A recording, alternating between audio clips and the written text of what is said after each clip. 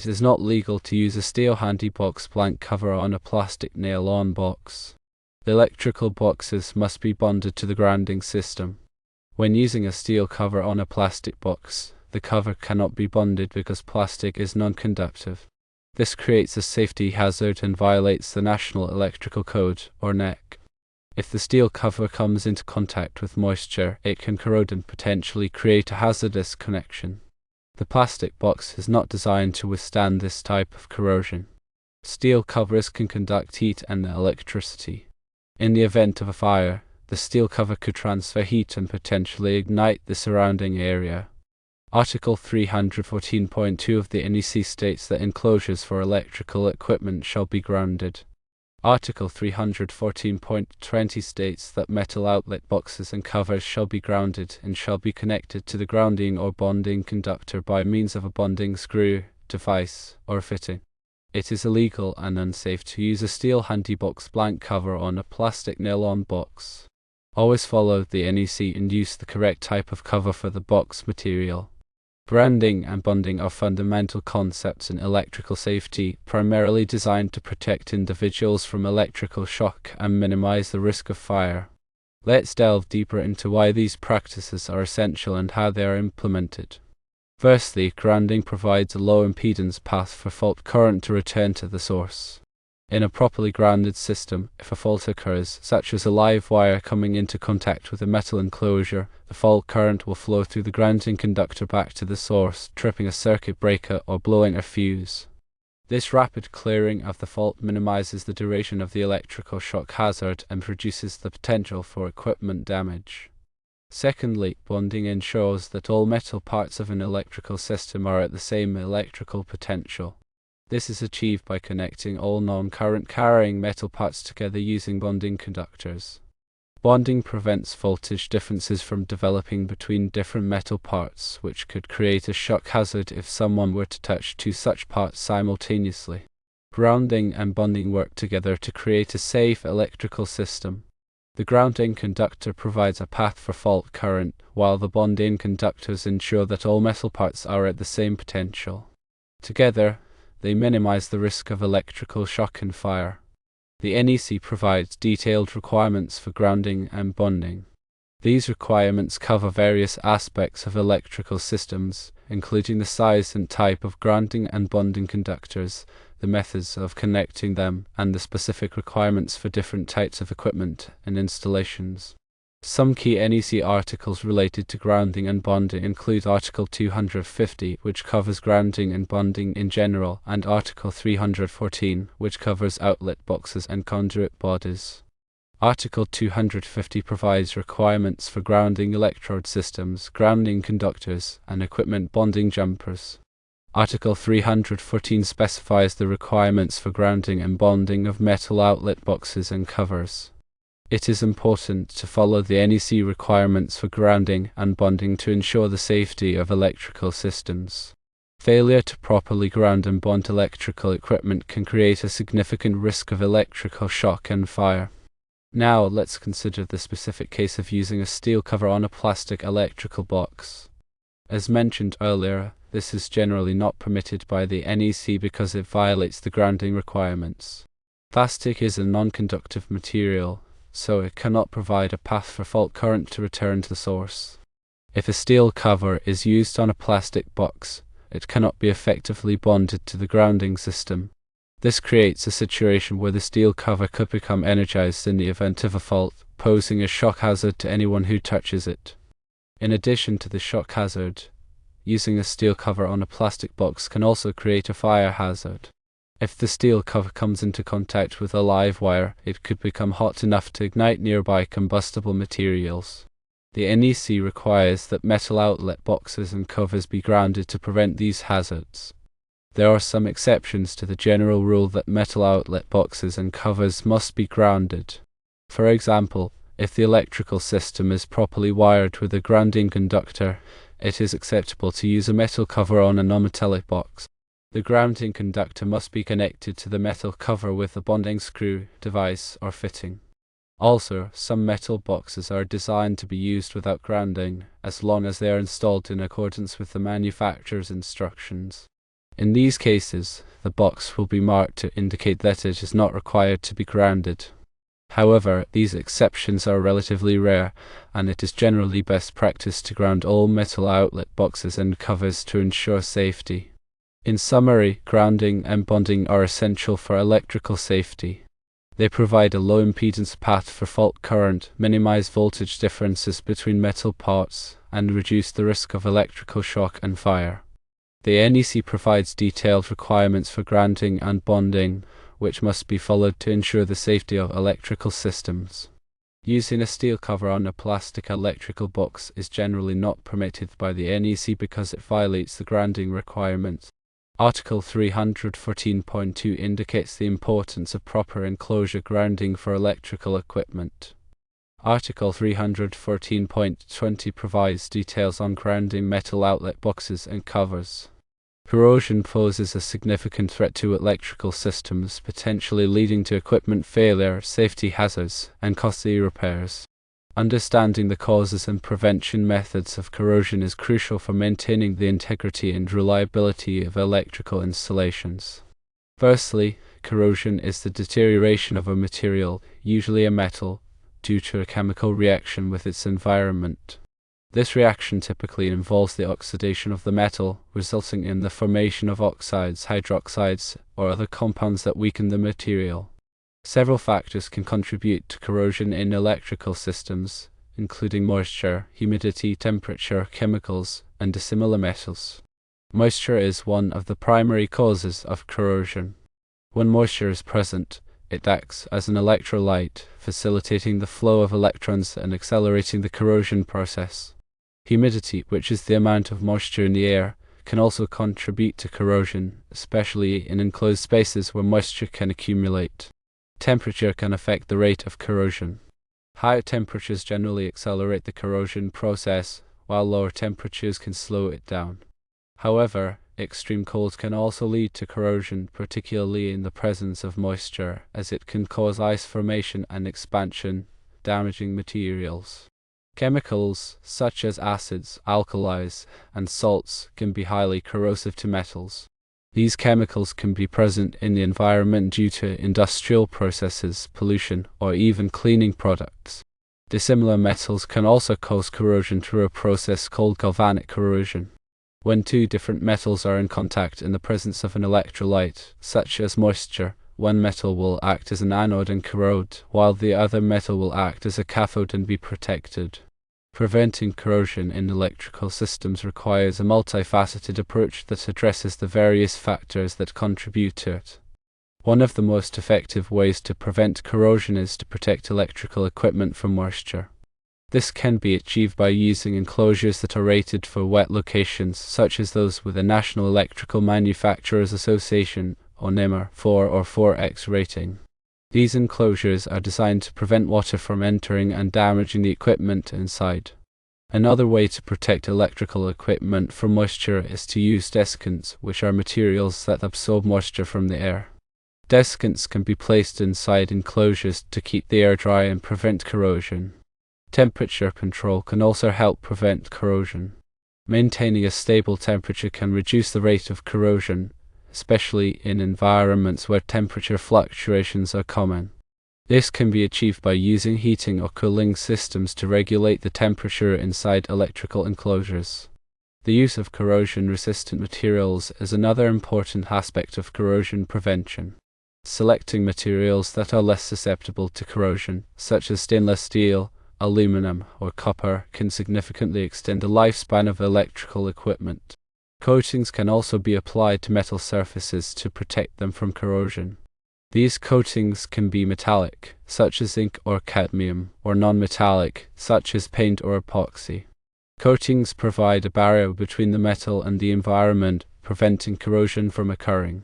Proper ventilation can also help prevent corrosion by reducing the humidity inside electrical enclosures.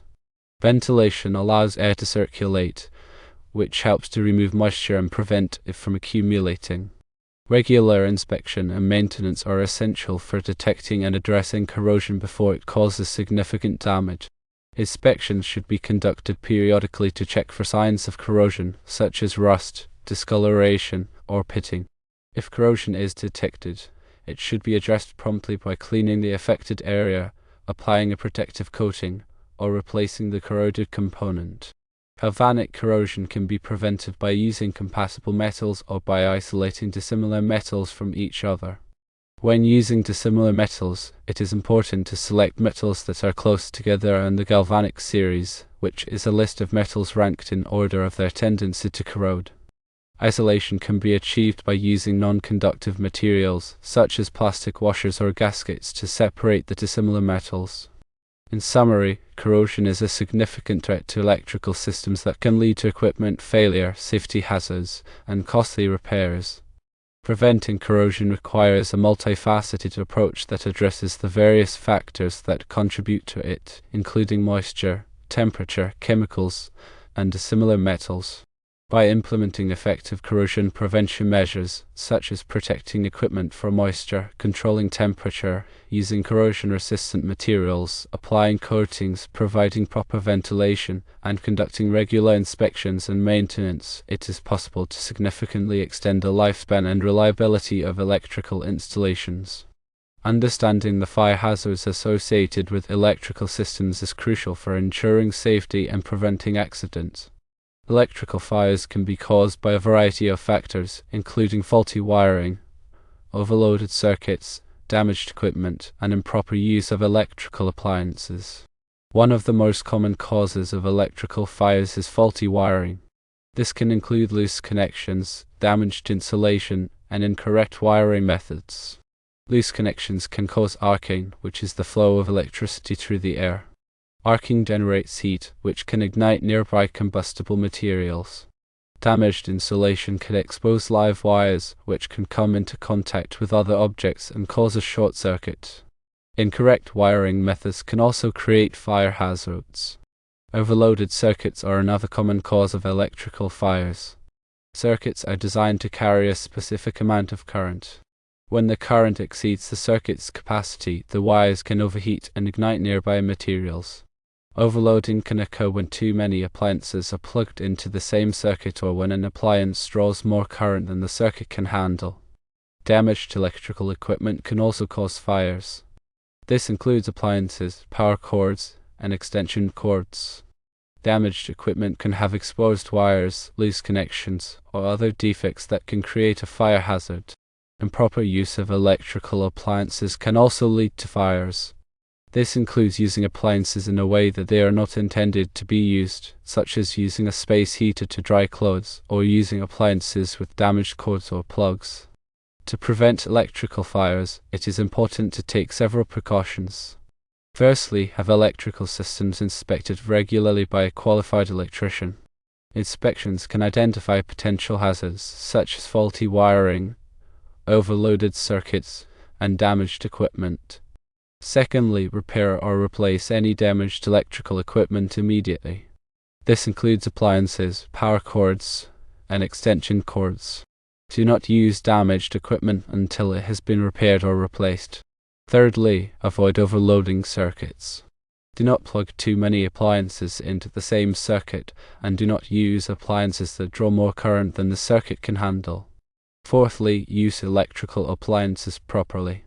Follow the manufacturer's instructions for use, and do not use appliances in a way that they are not intended to be used. Fifthly, install smoke detectors in homes and businesses. Smoke detectors can provide an early warning of a fire, allowing people to escape safely. Sixthly, have a fire extinguisher readily available. Fire extinguishers can be used to put out small fires before they spread. Seventhly, be aware of the signs of an electrical fire. These signs include flickering lights, burning odors, and sparks or arcs. If any of these signs are present, investigate immediately and take appropriate action. Eighthly, use arc fault circuit interrupters, or ASIs. ASIs are circuit breakers that are designed to detect arc faults, which are a common cause of electrical fires. ASIs can trip a circuit breaker when an arc fault is detected, preventing a fire from starting. Ninthly, use ground fault circuit interrupters, or GFCIs, in wet locations. GFCIs are designed to protect people from electrical shock in wet locations, such as bathrooms, kitchens, and outdoor areas. GFCIs can trip a circuit breaker when a ground fault is detected, preventing an electrical shock. In summary, electrical fires are a serious hazard that can be caused by a variety of factors. By taking precautions such as having electrical systems inspected regularly, repairing or replacing damaged equipment, avoiding overloading circuits, using electrical appliances properly, installing smoke detectors, having a fire extinguisher readily available, being aware of the signs of an electrical fire, and using FSIs and GFCIs, it is possible to significantly reduce the risk of electrical fires. The NEC is a comprehensive set of standards that governs the safe installation of electrical wiring and equipment in the United States. It is developed and published by the National Fire Protection Association, or NFPA, and is updated every 3 years. The NEC is not law itself, but it is widely adopted by states and local jurisdictions, becoming legally enforceable through building codes and regulations. The NEC covers a wide range of topics related to electrical safety, including wiring methods, overcurrent protection, grounding, and equipment installation. It provides detailed requirements for the size and type of conductors, the rating of circuit breakers and fuses, the methods of grounding electrical systems, and the installation of various types of electrical equipment. The NEC is organized into chapters, articles, and sections. Chapters cover broad topics such as general requirements, wiring and protection, and equipment for general use. Articles provide more specific requirements within each chapter. Sections provide detailed instructions and specifications for specific applications. Some of the key articles in the NEC include Article 110, which covers general requirements for electrical installations, Article 210, which covers branch circuits, Article 220, which covers feeder and service calculations, Article 250, which covers grounding and bonding, Article 300, which covers wiring methods, Article 310, which covers conductors for general wiring, Article 400, which covers flexible cords and cables, Article 406, which covers receptacles, cord connectors, and attachment plugs, Article 408, which covers switchboards and pileboards, Article 430, which covers motors, motor circuits, and controllers, Article 440, which covers air conditioning and refrigerating equipment, Article 500, which covers hazardous locations, and Article 700, which covers emergency systems. The NEC is intended to protect people and property from electrical hazards. It provides minimum safety standards that must be followed to ensure that electrical systems are installed and maintained in a safe manner. The NEC is used by electricians, electrical contractors, inspectors, and engineers to ensure that electrical installations comply with safety requirements. The NEC is constantly evolving to keep pace with technological advancements and new safety concerns. The NFPA regularly updates the NEC to address new hazards and incorporate new technologies. The NEC is a valuable resource for anyone involved in the design, installation, or maintenance of electrical systems. It provides the information needed to ensure that electrical installations are safe and compliant with applicable codes and regulations. It is important to note that the NEC is not a substitute for qualified electrical expertise. Electrical work should always be performed by a licensed and experienced electrician. The NEC provides the standards, but it takes a qualified electrician to apply those standards correctly. In addition to the NEC, there may be other applicable codes and regulations that must be followed. These may include state and local building codes, as well as regulations from other agencies such as the Occupational Safety and Health Administration, or OSHA. It is important to be aware of all applicable codes and regulations before starting any electrical work. In summary, the NEC is a comprehensive set of standards that governs the safe installation of electrical wiring and equipment in the United States. It is widely adopted by states and local jurisdictions and is legally enforceable through building codes and regulations. The NEC covers a wide range of topics related to electrical safety and is constantly evolving to keep pace with technological advancements and new safety concerns. It is a valuable resource for anyone involved in the design, installation, or maintenance of electrical systems. Remember to always consult the latest edition of the NEC and any applicable local codes for the most up-to-date requirements. Consulting with a qualified electrician is always recommended to ensure electrical work is performed safely and in compliance with all applicable regulations.